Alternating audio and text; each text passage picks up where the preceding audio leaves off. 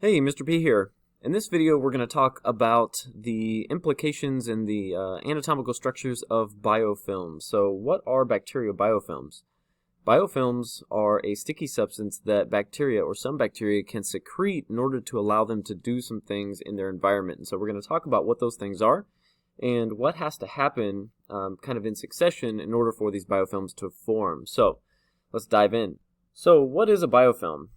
Bacteria use these biofilms to form a thin, slimy layer that encases them and adheres them to a surface. Biofilms can be considered a hydrogel, which is a complex polymer containing many times its dry weight in water. It's really concentrated. It's really sticky. It's really slimy. There is residual moisture to it, but it is not liquid. And they use these to foster cell-to-cell communication via quorum sensing. We're going to talk more about what that actually is in a minute. But quorum sensing is one of those vocab terms that you definitely need to have an understanding of. They allow the cell-to-cell communication that needs to happen between bacteria in order to kind of attract them to a particular, in a particular environment or a particular area. They can share nutrients with each other. They can help to shelter each other from harmful environmental factors. If there is all of a sudden a toxic chemical that is introduced into their environment, they can help kind of safeguard themselves against that. They can also communicate with each other in order to kind of formulate what it is they need to do and how it is they need to handle that particular situation. Okay? And the way that this works, we'll talk more about this in a minute, is that you have a bacteria that is planktonic, meaning they can move, and it attaches itself to a particular surface. It then starts to form a monolayer of these bacteria, and it produces this matrix, which is kind of the bulk or the foundation of this biofilm. Once the multi-layer is produced after several rounds of cell division, they are actually going to continue to form these kind of characteristic mushroom shapes. Sometimes we refer to them as pillars because you'll notice that they are actually kind of elongated pillars or elongated structures that help to allow for these nutrients to actually get to the bottom. And so they leave these kind of channels between the pillars that is essential for the formation of these biofilms. Okay, bacteria secrete an inducer. Okay, this inducer is a signal chemical that attracts other bacteria cells to that particular area. We call that an inducer. So between quorum sensing, cell-to-cell communication, and the need to produce a signaling chemical called an inducer, they can communicate with each other fairly effectively. Okay. So biofilms are biological systems. They can kind of be thought of as a functional community because these bacteria are living kind of in one particular area, but they're not only living together and cohabitating together, they actually are helping each other grow and helping each other thrive. Biofilms are usually attached to a surface such as a rock in a pond, a human tooth, that's where tooth plaque comes from, or a mucous membrane, and the close proximity of microorganisms within a biofilm might also have an advantage of facilitating the transfer of genetic information by conjugation.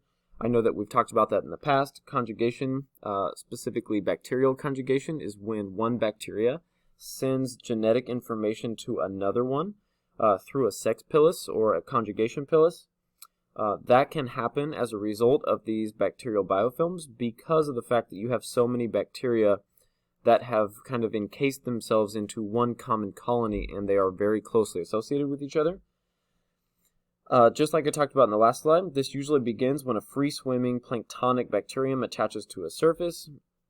It then starts to secrete that inducer, which talks to or kind of fosters this quorum sensing, which is the cell-to-cell communication.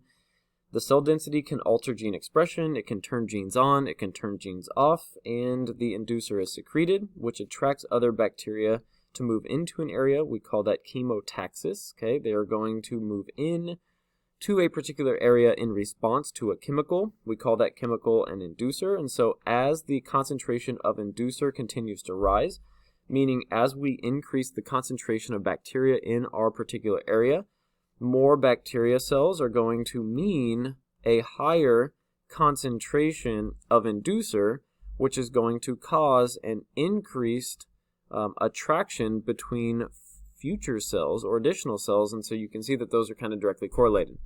As you increase the concentration of the inducer, you're going to increase the effectiveness of the attractant, and the bacterial concentration is going to increase as well.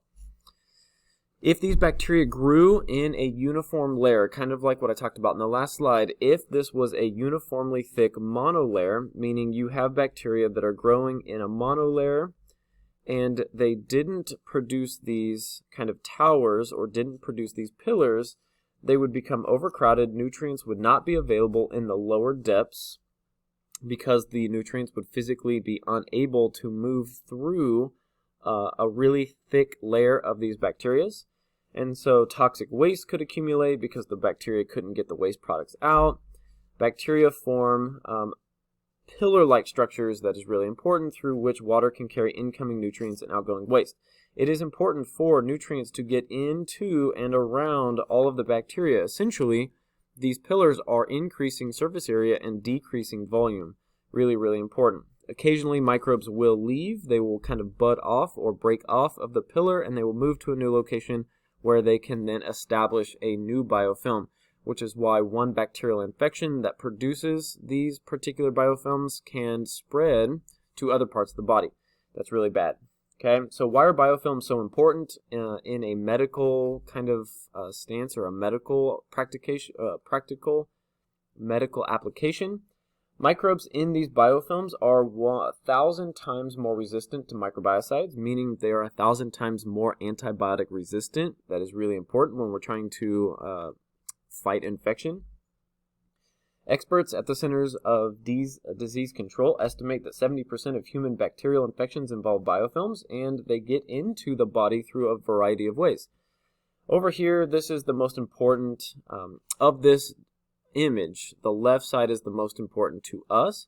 We are more related to device-related infections because these are infections that are given to patients in a hospital through a device that is designed to help them.